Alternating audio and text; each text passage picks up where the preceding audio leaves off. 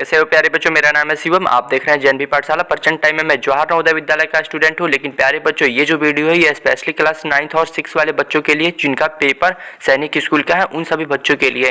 क्योंकि सैनिक स्कूल से रिलेटेड हमारे चैनल पे कुछ दिनों से वीडियो नहीं आ रही थी, लेकिन आप लोग का एग्जाम काफी पास आ गया है, इसलिए हमने इंपॉर्टेंट क्वेश्चन की सीरीज आप लोग के लिए शुरू कर दी है। मतलब इसमें जितने मोस्ट इंपॉर्टेंट क्वेश्चन है ये सभी प्रीवियस ईयर से लिए गए हैं, और कुछ जो है जो दूसरे टाइप के कॉम्पिटेटिव एग्जाम होते हैं उनसे लिए गए हैं, ताकि आपको सभी इंपॉर्टेंट क्वेश्चन बता दिया जाए। तो इस वीडियो को आप एंजॉय कीजिए, स्टडी कीजिए, और कोई भी प्रॉब्लम होता है तो आप नीचे कमेंट कीजिए। और जेएनवी पाठशाला पे नए हैं तो सब्सक्राइब कर लीजिए। तो चलिए वीडियो को अब हम शुरू करते हैं। फर्स्ट क्वेश्चन ये रहा आपके स्क्रीन पे, आपका टाइम शुरू होता है अब।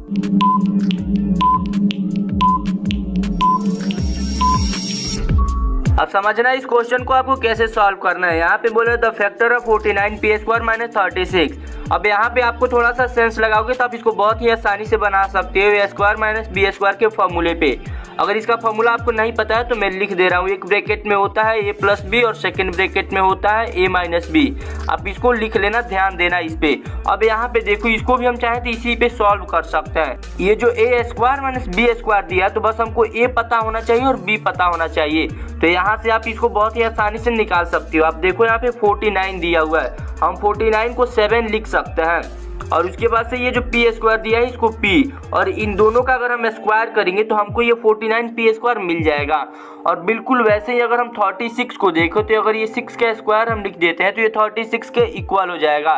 तो इस तरीके से हम बहुत ही आसानी से इसको बना सकते हैं। हमारा ए भी मिल गया हमको 7p और हमारा बी भी मिल गया 6। तो इस तरीके से हम इसको बहुत ही आसानी से सॉल्व कर सकते हैं। तो अगर हम फर्स्ट ब्रैकेट में a प्लस बी भरते हैं, यानी तो ये हो जाएगा हमारा 7p प्लस 6, और सेकेंड ब्रैकेट में हमारा हो जाएगा 7p माइनस 6, 7p माइनस 6। तो इस तरीके से ऑप्शन सी ही हमारा बिल्कुल एक सही है, बाकी ये दोनों गलत है और ये नॉन ऑफ दिस होगा ही नहीं। तो ऑप्शन सी हमारा बिल्कुल सही है।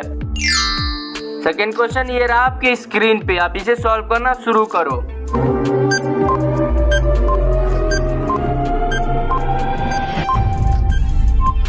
तो इस क्वेश्चन को आप अच्छे से समझना, ये बड़ा इंपॉर्टेंट क्वेश्चन है। यहाँ पे बोल रहा है the base of a parallelogram is thrice of its height. मतलब एक समानांतर चतुर्भुज का जो आधार है उसकी ऊंचाई का 3 गुना है। तो जो समानांतर चतुर्भुज होता है उसमें जो उसकी साइड्स होती है वो समान इक्वल डिस्टेंस पे होती है, यानी इक्वल डिस्टेंस पे होती है।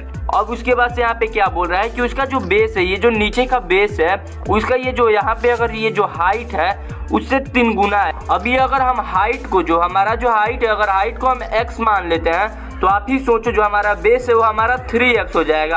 आप यहाँ पे समझो, क्योंकि ये जो हमारा हाइट दिया हुआ है ये भी हमको नहीं पता है और ना ही हमको बेस पता है। तो अगर हम हाइट को x मान लेते हैं तो हमारा जो बेस है इससे 3 गुना हो जाएगा, यानी तो इसलिए ये हमारा 3x हो जाएगा। अब हमको बेस भी पता चल गया और हाइट भी पता चल गया है। और इसका जो हमारा if the area of the parallelogram, हमारा इसका एरिया दिया है पैरेललोग्राम को, तो हम इसको बहुत ही आसानी से आप निकाल सकते हैं। आपको मैं बता रहा हूँ आगे। अब एरिया ऑफ पैरेललोग्राम जो होता है वो आपको पता होगा कि होता है बेस इंटू हाइट। अगर नहीं पता होगा तो आप इसको भी याद कर लेना, बेस इंटू हाइट होता है, या लंबाई गुणे चौड़ाई भी आप इसको एक प्रकार से बोल सकते हो। यहाँ पे बेस इंटू हाइट को समझना, हमारा जो बेस था वो हमारा था 3x और जो हमारा हाइट था वो था x, और हमारा जो ये एरिया पैरेललोग्राम है, यानी जो हमारा एरिया है वो दिया हुआ है हमारा 2187। अब इसी को हमको निकालना है। तो अगर हम इसको मल्टीप्लाई कराएंगे, तो अगर हम उसको मल्टीप्लाई कराते तो हमारा हो जाता 3x स्क्वायर बराबर 2187। अब यहाँ पे आप देखो, यहाँ पे हमारे पास ये x स्क्वायर दिया हुआ है और 3 दिया हुआ है। 3 से हम इसको यहाँ पे डिवाइड करेंगे तो ये हमारा x स्क्वायर बराबर हो जाएगा 729। और जब हम ये जो स्क्वायर है इसको जब इधर भेजेंगे तो ये रूट में हो जाएगा हमारा, ये 729 रूट में हो जाएगा। जब हम इसका वैल्यू निकालेंगे 729 का रूट में तो ये हो जाएगा 27, यानी 27 हो जाएगा। इस तरीके से ये 27 सेंटीमीटर, 27 सेंटीमीटर हमारा ऑप्शन सही हो जाएगा। तो नेक्स्ट क्वेश्चन ये रहा आपके स्क्रीन पे।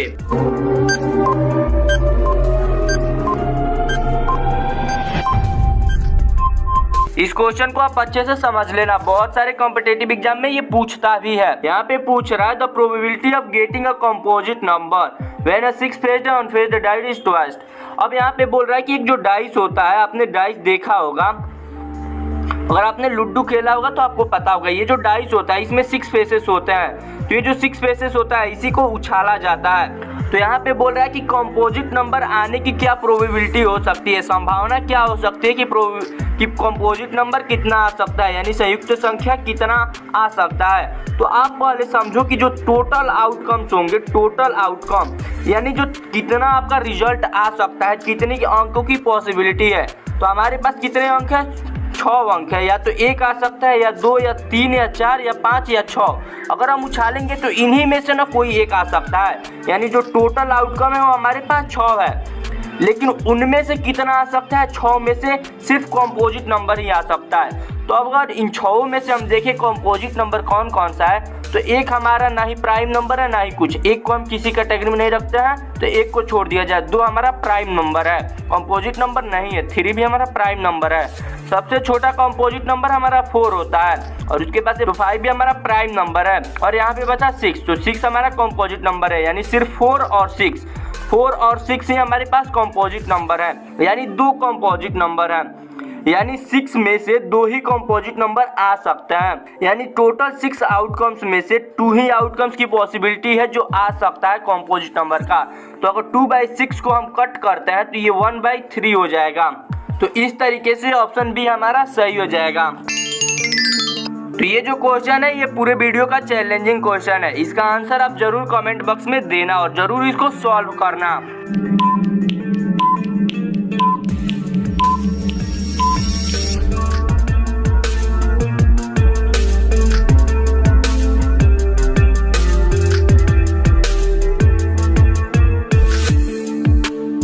तो अब इस क्वेश्चन को मैं आपको बता रहा हूँ, अगर आपने सॉल्व किया तो नीचे कमेंट में आंसर लिख देना। अब यहाँ पे आपको बोल रहा है कि यहाँ पे पहला हमारे पास इक्वेशन दिया हुआ है कि x और ब्रैकेट में x + y + z = 9। दूसरे हमारे पास वैसे ही दिया हुआ है, और थर्ड में भी वैसे ही दिया हुआ है, और हमसे पूछ रहा है कि x की वैल्यू क्या होगी। अब यहाँ पे देखो ये बहुत ही कॉम्प्लिकेटेड तरीके से दिया हुआ है, तो इसको थोड़ा सा हम इजी बनाते हैं। पहले इसका 3 इक्वेशन अच्छे से बना लेते हैं। तो पहले यहाँ पे हम इसको तोड़ते हैं ब्रैकेट को फर्स्ट वाले इक्वेशन में। तो जब हम x से x का मल्टीप्लाई करेंगे तो ये हमारा हो जाएगा x², और फिर x से y क्या कराएंगे तो ये हो जाएगा हमारा xy, और फिर x से z से कराएंगे तो ये हमारा हो जाएगा x और z, और यहाँ पे ये 9 का हमारा 9 ही रहेगा। ये हो जाएगा हमारा पहला इक्वेशन। वैसे ही हम दूसरे इक्वेशन को भी बनाते हैं, तो ये हो जाएगा हमारा yx और प्लस फिर हो जाएगा y², और फिर हम करेंगे तो ये हो जाएगा yz, और बराबर ये हमारा 16। ये हो गया हमारा सेकंड इक्वेशन। अगर वैसे ही हम थर्ड इक्वेशन को भी बनाए तो ये हो जाएगा हमारे पास zx, और उसके बाद से फिर से हो जाएगा ये हमारे पास का प्लस yz, और फिर से हो जाएगा z², और बराबर 144। तो अब स्क्रीन पे देख रहे हैं मैंने पहला इक्वेशन लिख दिया है। इसी तरीके से हम तीनों इक्वेशन को लिखेंगे, ताकि आगे हमको जो भी इनमें ऐड करना होगा या इनको सब्ट्रैक्ट करना होगा या अगर इनका कंपैरिजन करना होगा तो हमको बहुत ही आसानी से हम इसको कर लेंगे। तो अब देख रहे हैं कि मैंने थर्ड इक्वेशन भी अब लिख दिया है। इसके बाद से हम इसका इक्वेशन फर्स्ट, सेकेंड और थर्ड लिख देंगे ताकि पहचानने में ईजी रहे। अब यहाँ पे देखो, अगर हम इन तीनों इक्वेशन को ऐड करते हैं तो हमारे पास कुछ रिजल्ट निकल के आएगा, जिससे कि मतलब ये एक्सप्रेशन जो है काफ़ी इजी तरीके से हम इसको सॉल्व कर पाएंगे। तो इन तीनों को हम ऐड कर लेते हैं। तो जब हम इन तीनों को ऐड करेंगे तो पहले हम न्यूमेरिकल यहाँ पे जो वैल्यू दिया हुआ है इसको हम पहले ऐड कर लेते हैं। तो ये 144 और 16 160 और 169, ये हो जाएगा हमारा 169, और इक्वल टू इधर जब हम जोड़ेंगे तो यहाँ पे देखो ये थोड़ा कॉम्प्लिकेटेड है, तो इसको हम थोड़ा इजी तरीके से जोड़ते हैं। यहाँ पे हमारा x², यहाँ पे y², यहाँ पे z²। पहले हम इसको लिख लेते हैं x² + y² + z², और आगे फिर हम प्लस करके अगर फिर यहाँ पे हम जोड़ना चाहें तो देखिए यहाँ पे एक कॉमन चीज़ हमें मिलती है। यहाँ पे अगर आप देखो तो दिख रहे हो कि xy हमारा एक बार आया है, फिर इस इक्वेशन में भी xy हमारा आया है, यानी 2xy हो जाएगा, 2xy हो जाएगा। और उसी तरीके से आप देखो तो यहाँ पे भी आपको एक कॉमन चीज़ मिलेगा, यहाँ पे zx और यहाँ पे भी zx यानी 2zx, और यहाँ पे आप देखो तो फिर यहाँ पे yz यानी 2yz। तो इस तरीके से यहाँ पे 2 हमारा कॉमन हो जाएगा, और ब्रैकेट में हम लिख सकते हैं xy + zx + yz। इस तरीके से हम इसको लिख सकते हैं। तो जब हम इतना लिखेंगे तो इसका मतलब आपको एक चीज समझने की जरूरत है, ये जो हमारी वैल्यू होती है x plus y plus z का अगर हम होल स्क्वायर निकालें तो उसी के बराबर आएगा। यानी इसका अगर हम वैल्यू निकालें तो ये हमारा होगा x square plus y square plus z square और प्लस 2 और ब्रैकेट में अगर हम लिखे तो एक्स वाई, पहले x जो है y से मल्टीप्लाई कराएगा, फिर x जो है z से मल्टीप्लाई कराएगा, उसके बाद से y z से मल्टीप्लाई करेगा और इस तरीके से इन तीनों का जोड़ हम लिख देंगे। इस तरीके से अगर हम इक्वेशन को सॉल्व करें तो ये हमारा एक्स वाई जेड स्क्वायर हो जाएगा, उसके जगह पे हम लिख सकते थे और बराबर हमारा 169 था ही। तो इस तरीके से अब यहाँ पे एक चीज समझो, अगर हम इस साइड भी रूट कर दें और इस साइड भी रूट कर दें तो हमारे रूट से स्क्वायर कट जाएगा और इस रूट का वैल्यू हमारा 13 आ जाएगा, यानी 13 आ जाएगा। अब यहाँ पे आप देख सकते हो कि आपको x plus y plus z का सीधा सा वैल्यू मिल गया 13 यानी 13। तो यहाँ से आप बड़े ही आसानी से यहाँ पे इस वैल्यू को भर करके और x का वैल्यू आप निकाल सकते हो। तो जैसे ही यहाँ पे हम इसका वैल्यू अगर 13 भरेंगे, यानी x और x का वैल्यू हम 13 भरे बराबर 9, तो ये जो 13 है इधर आकर के डिवाइड कर देगा, तो x बराबर 9/13। तो ये जो x की वैल्यू होगी वो ऑप्शन सी हमारा सही हो जाएगा। तो नेक्स्ट क्वेश्चन को आप सॉल्व करो।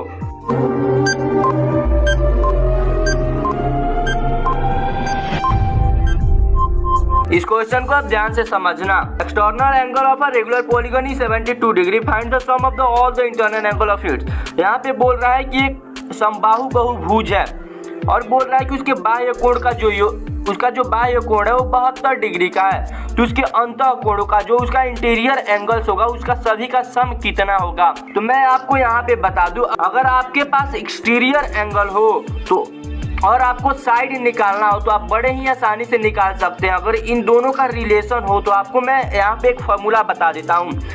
आप 360 बाई और जो एक्सटीरियर एंगल हो अगर उससे आप यहाँ पे डिवाइड करते हो एक्सटीरियर एंगल से, तो ये हमेशा आपका साइड निकल के आ जाएगा। इस फॉर्मूले को आप हो सके तो लिख लेना। 360 से आप एक्सटीरियर एंगल को अगर डिवाइड कर दो तो आपको साइड पता चल जाएगा। तो अगर यहाँ पे हम 360 को डिवाइड करते हैं 72 से, तो ये हमारा कट जाएगा 5 बार में। अब यहाँ पे तो हमारे पास एक पंचभुज आ गया। अब आप देखो इस तरीके से पंचभुज को बनाया जाता है, तो आप यहाँ से भी बड़े ही आसानी से पता कर सकते हो। मैं आपको शॉर्टकट ट्रिक बता दे रहा हूँ, आप ज्यादा तामझाम में ना फंसना। अब आप ऐसे पंचभुज बना लेना और आपसे पूछा जाए इसका इंटीरियर एंगल का सम क्या होगा, तो आप इसको कुछ बराबर भागों में बांट लो। अब यहाँ पे देखो, जैसे ही आपने इसको बराबर भागों में बांटा, आप इसको बड़े ही आसानी से बता सकते हो कि इसका इंटीरियर एंगल का सम कितना होगा, क्योंकि आपको पता है कि जो ट्रायंगल होता है उसका जो होता है 180 डिग्री होता है और जो क्वाड्रिलेटरल होता है 360 डिग्री होता है। तो अगर आप इन दोनों को जोड़ दो तो आपको पता चल जाएगा कि पंचभुज का हमारा हो जाएगा 540 डिग्री। तो इस तरीके से ऑप्शन डी हमारा सही है। अगर आपसे षष्ठभुज का भी पूछे तो आप ऐसे ही निकाल सकते हो। हमारे पास 2 ट्रायंगल हो जाएंगे और एक रेक्टेंगल हो जाएगा, तो हमारे पास इस तरीके से 180 डिग्री और 180 डिग्री है 360 और 360 720 हो जाएगा। तो इस तरीके से आप बड़े ही आसानी से निकाल सकते हो। तो नेक्स्ट क्वेश्चन ये रहा आपके स्क्रीन पे।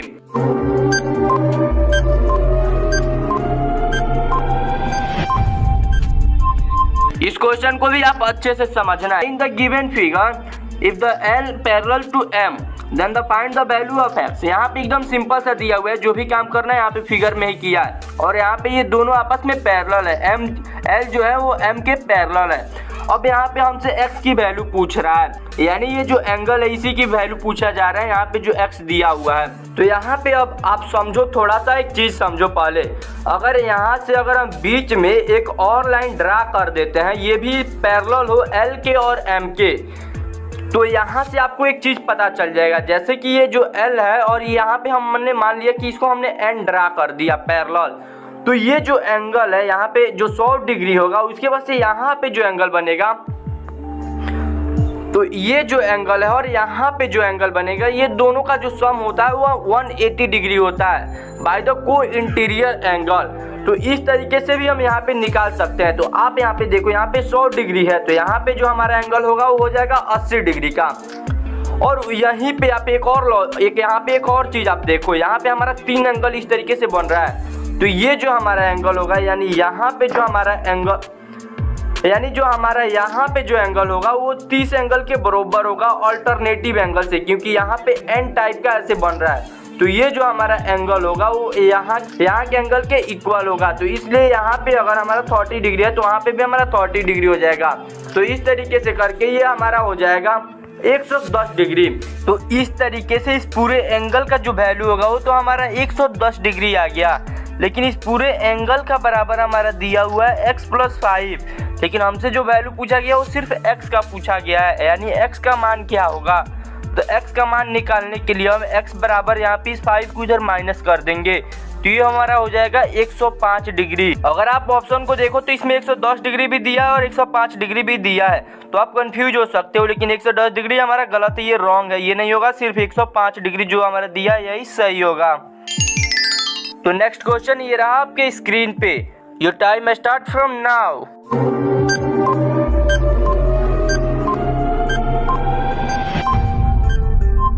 तब इस क्वेश्चन को कैसे सॉल्व करना है आप थोड़ा अच्छे से समझना। यहाँ पे बोल रहा है find the lateral surface area of a cuboid which length breadth and height are 5 centimetre, 3 centimetre and 4 centimetre respectively. एक घनाभ की लंबाई, चौड़ाई, ऊंचाई क्रमशः दिया हुआ है, तो इसका पार्श्व सतह का क्षेत्रफल ज्ञात करना है। तो इसका एक फॉर्मूला होता है, बहुत ही आसानी से इसको निकाल सकते हैं। अगर आपको पता होगा तो ठीक है, नहीं तो मैं लिख दे रहा हूँ। लेटरल सरफेस एरिया जो होता है क्यूबॉइड का वो होता है हमारा 2LB L+B और इंटू H होता है। यहाँ पे हम क्या करते हैं कि ये जो हमारा पेरीमीटर ऑफ रेक्टेंगल होता है उसमें सिर्फ हम हाइट से मल्टीप्लाई करा देते हैं। आप याद रखो, perimeter of rectangle into height. तो यहाँ पे जब हम 2 और LB के जगह पे 5+3 लिखेंगे और इंटू H के जगह पे हमारा 4 दिया हुआ है, तो हम इसको बहुत ही आसानी से निकाल सकते हैं। तो ये हमारा हो जाएगा 2 इंटू 8 इंटू 4। तो इस तरीके से ये हमारा हो जाएगा 8 2 जा 16, 16 4 जा 64, यानी हमारा ये 64 सेंटीमीटर स्क्वायर हो जाएगा। आप यहाँ पे ध्यान दो, 64 सेंटीमीटर स्क्वायर होगा। लेकिन ऑप्शन में आप देखोगे तो कोई भी ऐसा ऑप्शन नहीं दिया है, लेकिन यहाँ पे एक हमारे पास ऑप्शन है नॉन ऑफ दीज, यानी इनमें से कोई नहीं। तो यही ऑप्शन हमारा बिल्कुल सही हो जाएगा। बट ज़्यादातर ऐसे क्वेश्चंस में ये दे दिया रहता है, लेकिन इस क्वेश्चन में यहाँ पे नॉन ऑफ दीज ही होगा। नेक्स्ट क्वेश्चन ये रहा आपके स्क्रीन पे। Your time start from now.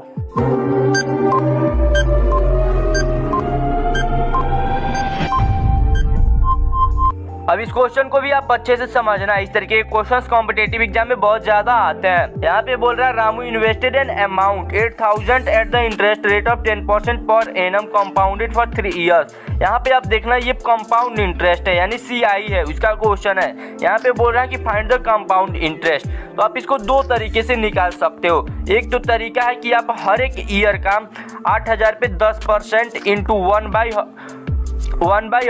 ऐसे कर करके जितना आ रहा है उसके बाद इसमें ऐड कर करके इसको निकालते रहो 3 बार। तो इस तरीके से आपको बहुत ज़्यादा टाइम लग जाएगा। लेकिन दूसरा तरीका क्या है कि आप सीधे CI के फॉर्मूले पे रख करके इसको निकाल सकते हो। तो जो CI का फॉर्मूला होता है उसे आप एक बार देख लो। ये होता है P और यहाँ पे 1 प्लस यहाँ पे जो R होता है हमारा /100 और यहाँ पे जो टाइम रहता है वही लिख देते हैं हम। और उसके बाद से जितना भी ये इसका वैल्यू आता है इसको हम P से माइनस कर देते हैं, यानी जो हमारा ये प्रिंसिपल दिया हुआ है इसे माइनस कर देते हैं, तो हमको कंपाउंड इंटरेस्ट पता चल जाता है। तो चलिए इसी फॉर्मूले पे हम उसको सॉल्व करते हैं। हो जाएगा 8000 1 प्लस यहाँ पे R/100 का पावर 3 हो जाएगा, यानी हमारा जो ईयर दिया है वो 3 ईयर दिया है। और उसके बाद से जितना भी हमारा आएगा इसको 8000 में से माइनस कर देंगे। तो इसको अभी हम नहीं लिखते हैं क्योंकि थोड़ा सा ये कॉम्प्लिकेटेड हो जाएगा, स्क्रीन पे हो नहीं पाएगा। इसको अब यहाँ पे सॉल्व करते हैं। तो जैसे ही हम इसको सॉल्व करेंगे तो यहाँ से अभी हमको कुछ नहीं करना, ये 8000 वैसे ही हमारा रहेगा। लेकिन यहाँ पे R के जगह पे हम 10 लिख लेते हैं क्योंकि हमारा ये 10 दिया हुआ है। तो ये 0 से 0 कट गया और 10 1 जा 10 और एक ये 11/10 और इस पे पावर 3 और इंटू 8000, ये हमारा एक वैल्यू आ गया। अब इसको थोड़ा नेक्स्ट स्टेप में सॉल्व करते हैं। तो यहाँ पे आप 8000 into 11 into 10 into 11 into 10 into 11 into 10 इसको 3 टाइम्स लिख सकते हो। अब यहाँ पे देखो मैंने लिख दिया। अब यहाँ पे आप क्या करो कि 0 से 0 0 0 0 इसको कट कर देंगे और उसके बाद से जब इसको आप तीनों को मल्टीप्लाई कराओगे यहाँ पे सिर्फ हमारे पास 8 बचा हुआ है और यहाँ पे 11 इंटू 11 इंटू 11, तो ये जो हमारी वैल्यू आएगी वो आएगा हमारा 10,648। आप इसको ध्यान से देखो 10,648। लेकिन मैंने बताया था कि आपको इसको 8000 में से माइनस भी करना है। तभी हमारा CI पता चलेगा। ये जो अभी हमारे पास अमाउंट है ये अभी मिक्स्ड अमाउंट है, तो इसको जब हम माइनस करेंगे यहाँ पे तो ये जो हमारा वैल्यू आएगा वो आएगा 2648। तो इस तरीके से ऑप्शन भी हमारा बिल्कुल सही हो जाएगा। तो नेक्स्ट क्वेश्चन ये रहा आपके स्क्रीन पे। ये देखने में जितना कॉम्प्लिकेटेड है उससे कहीं ज्यादा इजी है।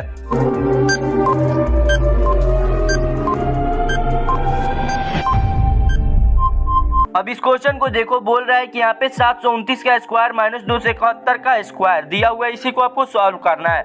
तो आप इसको उसी फॉर्मूले पे बना सकते हो, ए स्क्वायर माइनस बी स्क्वायर पे। आप इसको बड़े ही आसानी से एकदम सिंपल तरीके से बना सकते हो। तो इसका फॉर्मूला आपको पता ही है कि फर्स्ट ब्रैकेट में ए प्लस बी, सेकेंड ब्रैकेट में ए माइनस बी, और यही चीज हमको यहाँ पे करना है। हमको यहाँ पे ए भी दिया हुआ है, बी भी हमारे पास दिया हुआ है। तो यहाँ पे फर्स्ट ब्रैकेट में हम लिख लेते हैं 729 प्लस 271, और सेकेंड ब्रैकेट में हमारा 729 माइनस 271। अब यहाँ पे देखो, जब आप इसको दोनों को ऐड करोगे तो ये हमारा हो जाएगा 1000, ये हमारा 1000 हो जाएगा। और उसके बाद से यहाँ पे जो हमारा वैल्यू आएगा घटाने पे वो आएगा हमारा 458, यहाँ पे आ गया। अब देखो आप कितने आसानी से इसको सॉल्व कर सकते हो। बस इसको अगर हम मल्टीप्लाई कराएंगे तो ये जो 3 जीरो है इसके लास्ट में लग जाएंगे, और इस तरीके से आपका आंसर कितने चुटकियों में आ गया। तो आपको कॉम्पिटिटिव एग्जाम में इन्हीं सभी चीजों का ध्यान रखा जाता है। तो इस तरीके से ऑप्शन भी हमारा बिल्कुल सही हो जाएगा। नेक्स्ट क्वेश्चन ये रहा आपके स्क्रीन पे। Your time start from now.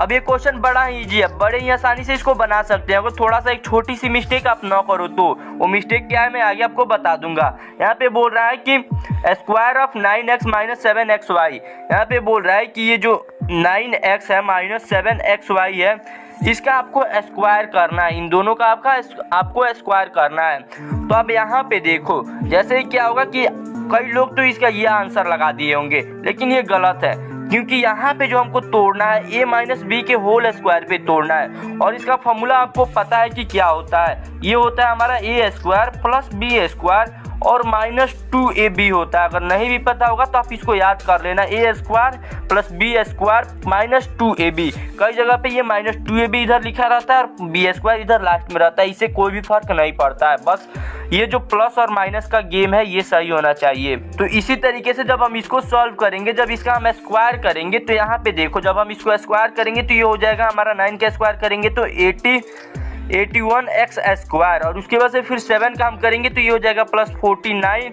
और यहाँ पे x का स्क्वायर और ये y का स्क्वायर। और उसके बाद से जब हम इन दोनों, उसके बाद से हमारा ये माइनस हो जाएगा, और उसके बाद से इन दोनों का हम मल्टीप्लाई करा करके 2 से मल्टीप्लाई कराएंगे। तो इस तरीके से जब हम कराएंगे तो ये हमारा 2 इंटू 9x इंटू 7xy होगा हमारा। तो इस तरीके से जब हम करेंगे हो जाएगा हमारा 126। यहाँ पे ये जो x और x मल्टीप्लाई कराएगा तो ये x स्क्वायर और ये हमारा y, तो ये हो जाएगा हमारा माइनस 126x स्क्वायर y। तो इस तरीके से जब आप देखोगे तो सिर्फ ऑप्शन सी ही हमारे पास सही है।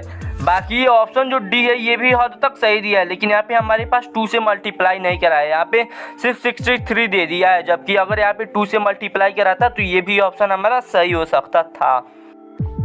उम्मीद है मेरे प्यारे दोस्तों कि मैंने आपके सभी डाउट्स को क्लियर करने की कोशिश की है। अगर इसके बाद भी आपको कोई भी डाउट आता है तो आप नीचे कमेंट कीजिएगा, मैं कोशिश करूंगा कि उसको आंसर कर सकूं।